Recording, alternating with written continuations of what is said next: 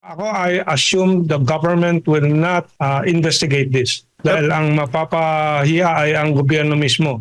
Naniniwala si geopolitical analyst Professor Herman Laurel na hindi aaksyonan ng gobyerno ang panawagang imbestigahan ang umano'y New Model Agreement ng Pilipinas at China sa pinag-aagawang teritoryo sa West Philippine Sea. Magugunita na pumutok ang New Model Agreement matapos ilabas ng China ang transcript ng pag-uusap ng Chinese diplomat at ng inalis na Western Command Chief Vice Admiral Alberto Carlos. Matapos ang pag-uusap ng dalawang opisyal noong Enero, inanunsyo ni AFP spokesman Colonel Francel Margaret Padilla noong Pebrero na naging flawless ang rotation at resupply mission sa BRP Sierra Madre. Sa kabilang banda, ang pag-uusap raw ni Carlos at ng opisyal ng China ay walang basbas mula sa mataas na opisyal ng pamahalaan at tinawag pang deepfake ang naturang transcript ng AFP. Habang ang DND ay sinabing paglabag sa anti-wiretapping law ang ginawa ng China kung totoo raw na mayroong pag-uusap. Sinabi naman ni Prof. Laurel na kung iimbestigahan ang umano'y New Model Agreement gaya ng ginagawa ngayon sa Kamara na iniimbestigahan ang umano'y Gentleman's Agreement noong Duterte administration ay mapapatunayang ginagawa lamang ni Carlos ang kanyang tungkulin.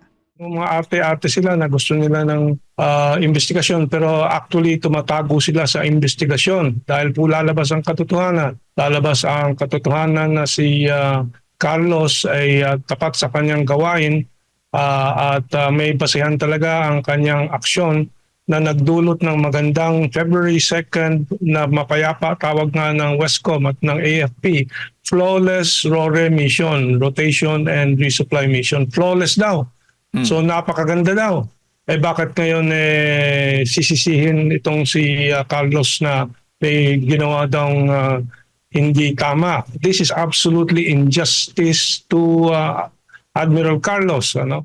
Matapos pumutok ang isyu ng New Model ay nag-personal leave daw si Carlos. Ngunit sa ngayon ay tuluyan na nga itong inalis sa pwesto bilang Westcom Chief. Samantala, sakali anya na magkaroon ng investigasyon patungkol dito, ay dapat ding maimbitahan si PCG spokesperson for West Philippine Sea, Commodore J. Tariela, dahil sa umunoy paglabag nito sa direktiba ni Pangulong Marcos Jr. na pahupain ang tensyon sa West Philippine Sea. This investigation should lead to the investigation of Tariela also and why he would dare defy the presidential directive towards de-escalation.